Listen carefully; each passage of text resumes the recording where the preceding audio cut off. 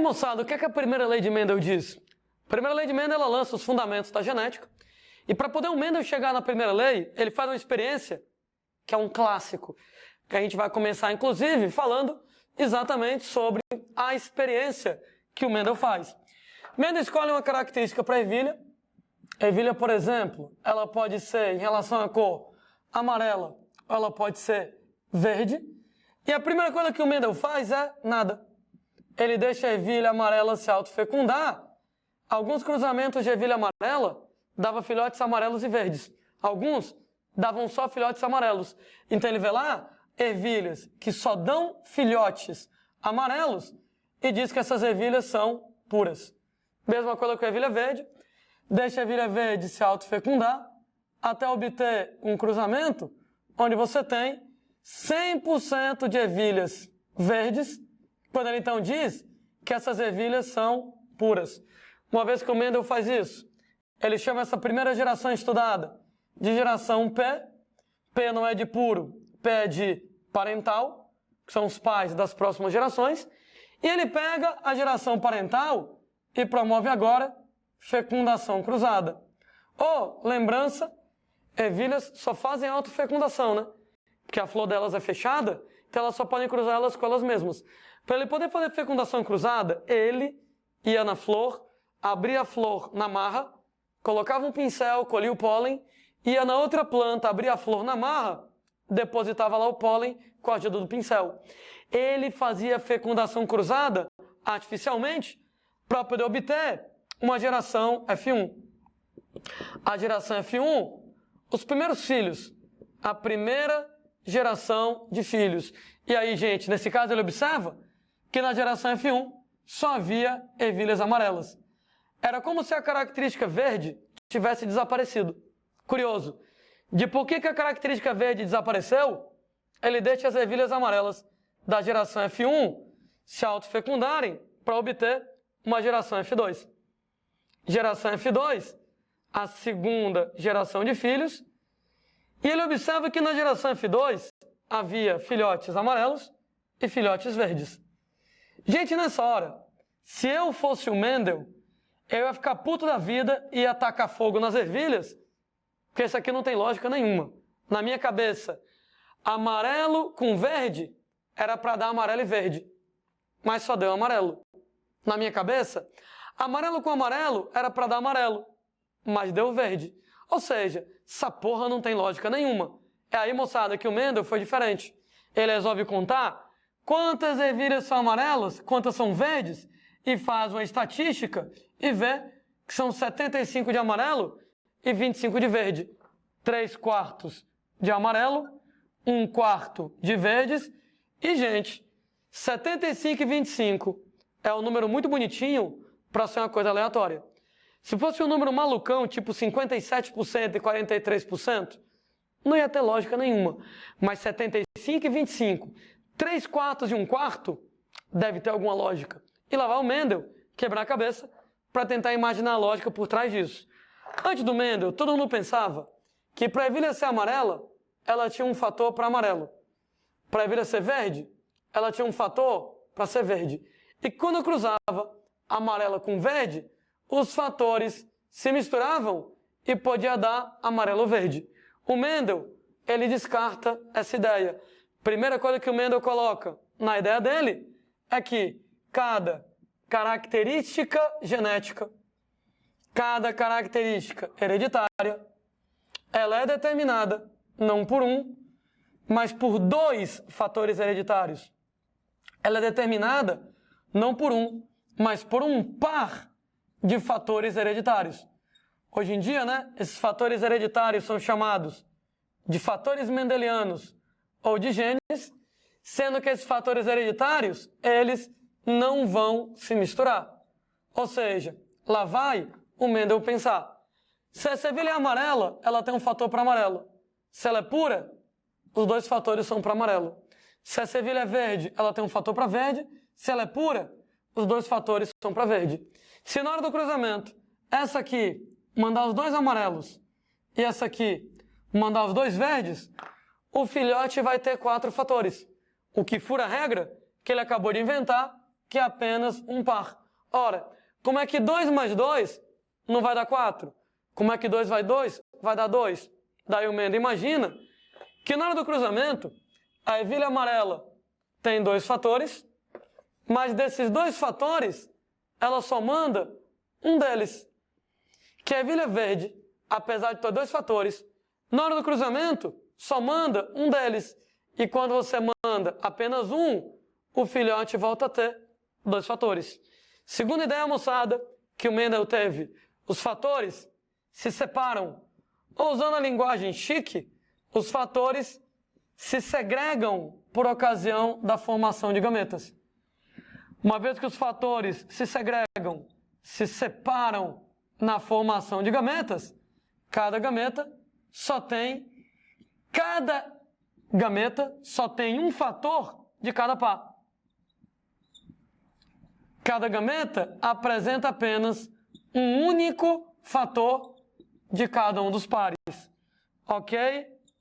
Explicando então, quando, moçada, a ervilha amarela vai se reproduzir, ela vai separar os fatores.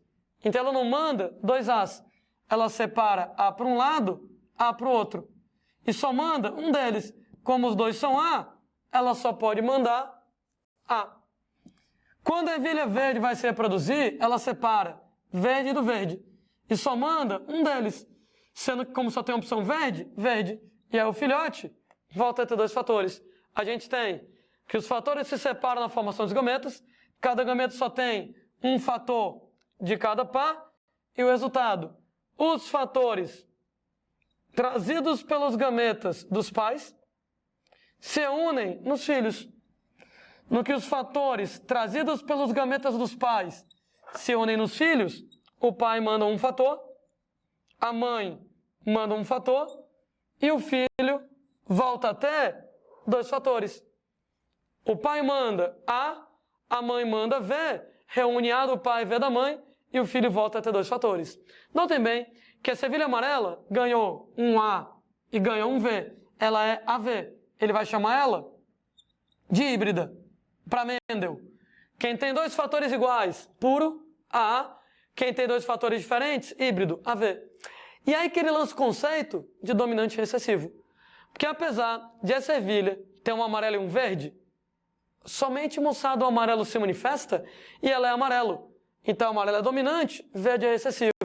Lá vai, moçada, o Mendel, então, fazer autofecundação AV com AV. Ora, se, moçada, a ideia do Mendel estiver correta, quando eu cruzar 2 ervilhas híbridas, AV com AV, essa aqui pode mandar A ou pode mandar V? Essa aqui pode mandar A ou pode mandar V?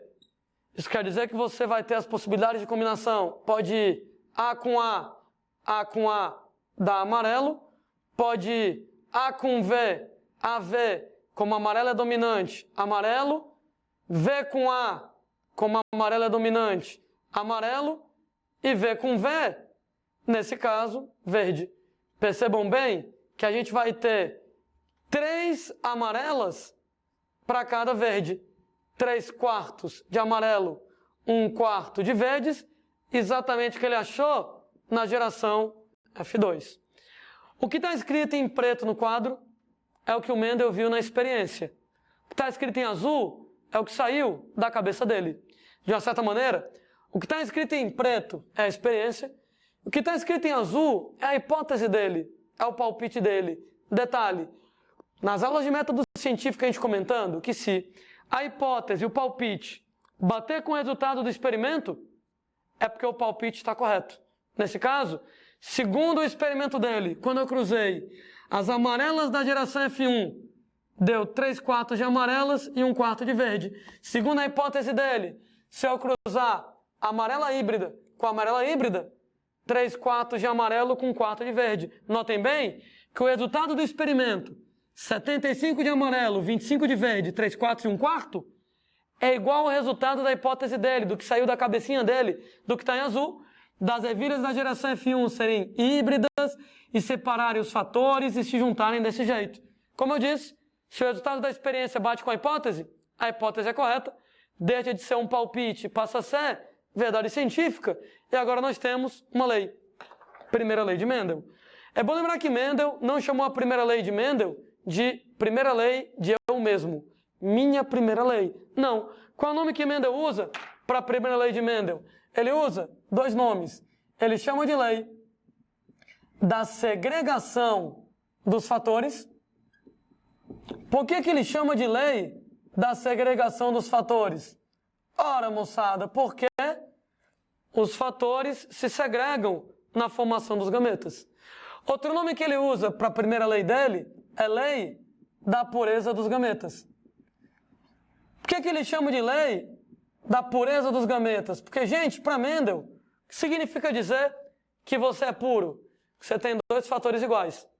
Significa dizer que você é híbrido, que você tem dois fatores diferentes. Ora, se o gameta só tem um fator de cada par, ou o gameta é A, ou o gameta é V. O gameta nunca vai ser AV. O gameta sempre é puro. O gameta só tem um tipo de fator. Ou o gameta é só A, ou o gameta é só V. Porque ele só tem um fator. O gameta nunca é híbrido, o gameta nunca é AV. Por isso que ele chama de lei da pureza dos gametas. O gameta sempre só tem um fator, somente A, somente V, nunca os dois ao mesmo tempo. Daí, 3 pontos da primeira lei de Mendel. Número 1, cada característica hereditária é determinada não por um, mas por um par de fatores hereditários que não se misturam. A gente tem que o cara que é puro tem dois fatores iguais, AA.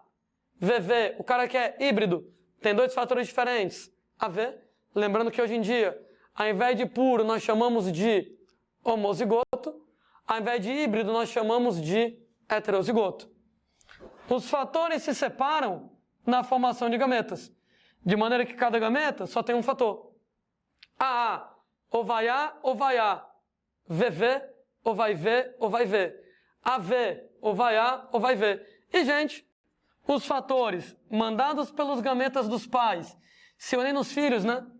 O pai dá um fator, a mãe dá um fator, o filho volta a ter 2.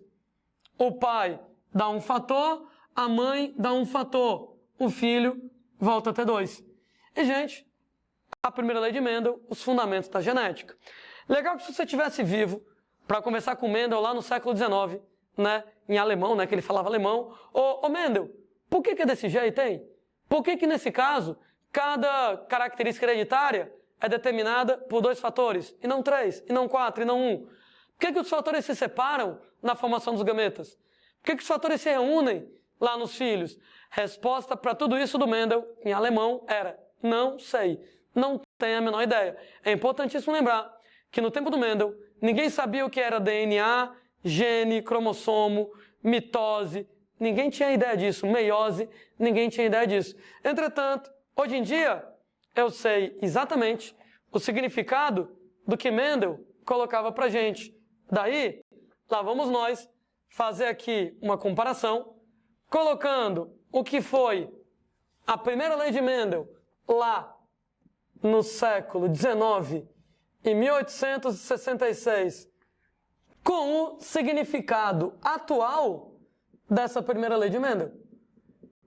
Quando eu falo em significado atual, isso aqui foi descoberto lá na primeira metade do século XX, mas até hoje a nossa visão é a mesma. Eu vou relacionar cada tópico da primeira lei de Mendel exatamente com a nossa maneira atual de ver como as coisas funcionam. Primeiro tópico da primeira lei: cada característica hereditária é determinada por um par de fatores. Tanto é que quando você vai fazer uma questão de genética, você sempre diz: ah, fulano tem uma característica tal. Tu já vai dizer quais são os genes que ele tem. Sempre 2. Fulano tem uma característica tal. Você vai dizer quais são os genes? Sempre 2.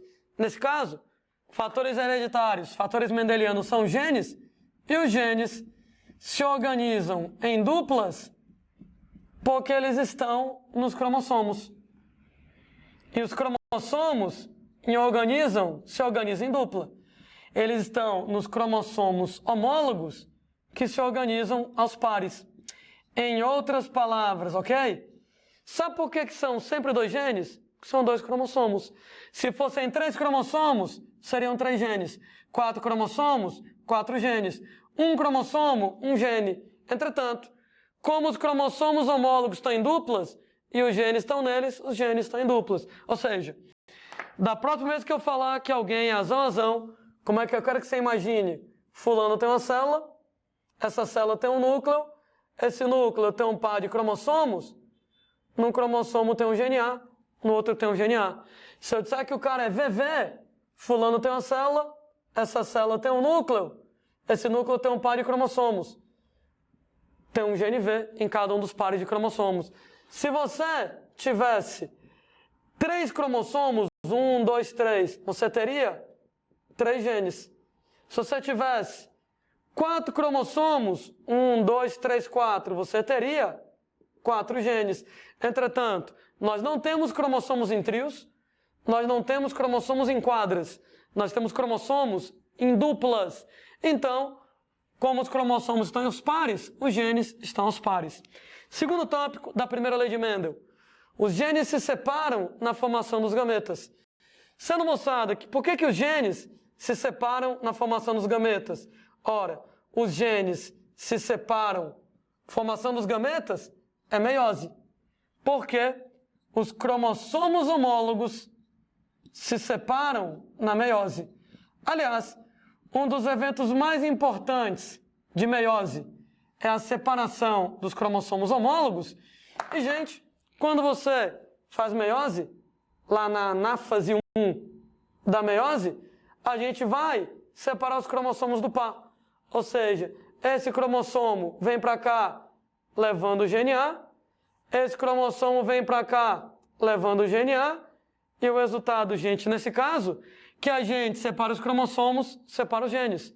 Notem bem que quando eu fizer meiose bem aqui, a gente vai separar um cromossomo com o gene V do outro cromossomo com o gene V. Em outras palavras, sabe por quê que os genes se separam na formação dos gametas? Os genes se separam na meiose porque os cromossomos homólogos se separam na meiose. Ah, tem um detalhe. De modo que cada gameta só tem um fator de cada par. Sabe por que cada gameta só tem um fator de cada par? Porque cada gameta só tem um cromossomo, né? Enquanto as células normais, elas têm 2 cromossomos de cada. Elas são 2N, elas são diploides. 2 cromossomos de cada. 2N, elas são diploides. Os gametas, eles são haploides. Só tem um cromossomo, só tem um gene. Haploide, só tem um cromossomo, só tem um gene. Então, enquanto as células normais têm cromossomos em duplas, diploides, gametas são haploides, só tem um cromossomo, só tem um gene. Então, culpa da meiose. Primeira lei de Mendel afirma também que os fatores dos gametas do pai se unem nos filhos. Ora, os genes se reúnem na fecundação, porque os cromossomos se reúnem na fecundação. Os cromossomos homólogos se reúnem na fecundação. Ou seja, quando, moçada, seu pai pega sua mãe, creu, o que vai acontecer é que você vai juntar gameta do pai, gameta da mãe, fecundação. E uma vez que você junta o gameta do pai com o gameta da mãe, o gameta do pai manda um cromossomo com gene A. O gameta da mãe manda um cromossomo com gene V. Eu ganho um cromossomo do meu pai, então eu ganho um gene do meu pai. Um cromossomo da minha mãe, então eu ganho um gene da minha mãe. O resultado, eu sempre ganho na fecundação um cromossomo do meu pai, um gene do meu pai. Um cromossomo da minha mãe, um gene da minha mãe. Então, como os cromossomos se juntam na fecundação, os genes se juntam. Os genes se unem na fecundação, porque os cromossomos homólogos se unem. Como eu disse, analisando etapa por etapa, por que cada característica hereditária é determinada por um par de fatores? Os genes estão em duplas, porque os cromossomos homólogos estão em duplas. Por que os genes se separam na formação dos gametas? Porque isso é meiose, né? Então, os genes se separam na meiose, porque os cromossomos homólogos se separam na meiose. Sendo que os genes dos pais se unem nos filhos. Porque quando você vai fazer fecundação, os genes se unem na fecundação, porque os cromossomos homólogos se unem na fecundação. Gente, o cara vai lá e diz assim para você na questão: descreva a primeira lei de Mendel usando uma palavra.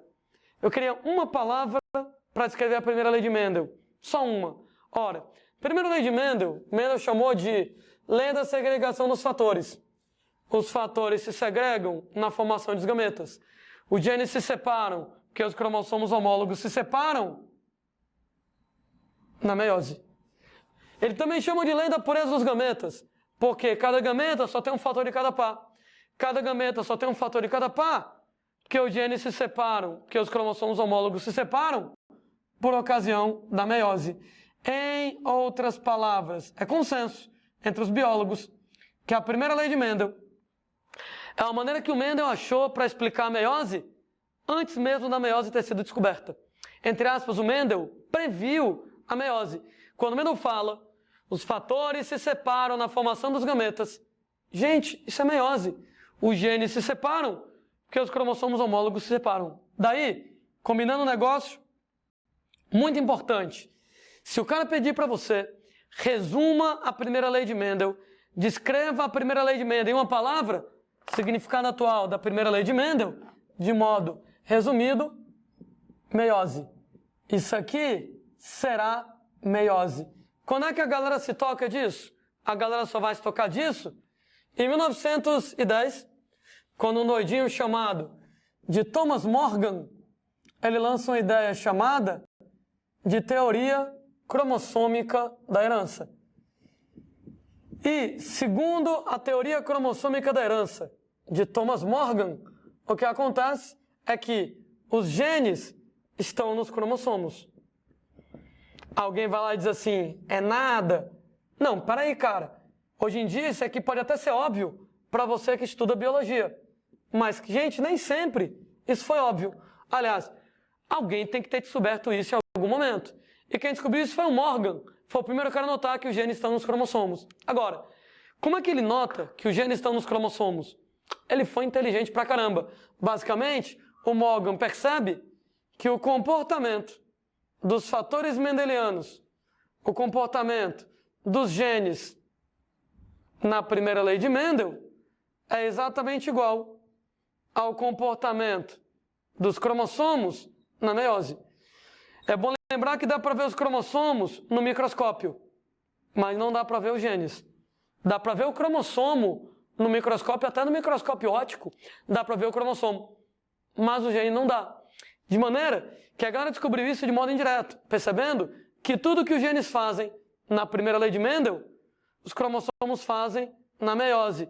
Quer ver? Na primeira lei de Mendel, os genes estão em duplas, enquanto, moçada, os cromossomos estão em duplas. Na primeira lei de Mendel, os genes se separam. Notem bem que os genes se separam na meiose, porque os cromossomos homólogos se separam. Na primeira lei de Mendel, os genes se reúnem. Os genes se reúnem porque os cromossomos homólogos se reúnem na fecundação. Tudo que os genes fazem na primeira lei de Mendel, os cromossomos fazem na meiose. São dois genes, são dois cromossomos. Os genes se separam, os cromossomos se separam. Os genes se reúnem, os cromossomos se reúnem. Basicamente o que acontece é que o Thomas Morgan soma 2 mais 2. Ele vê genes em duplas, cromossomos em duplas. Genes se separam, cromossomos se separam. Genes se reúnem, cromossomos se reúnem. Então, os genes estão localizados nos cromossomos.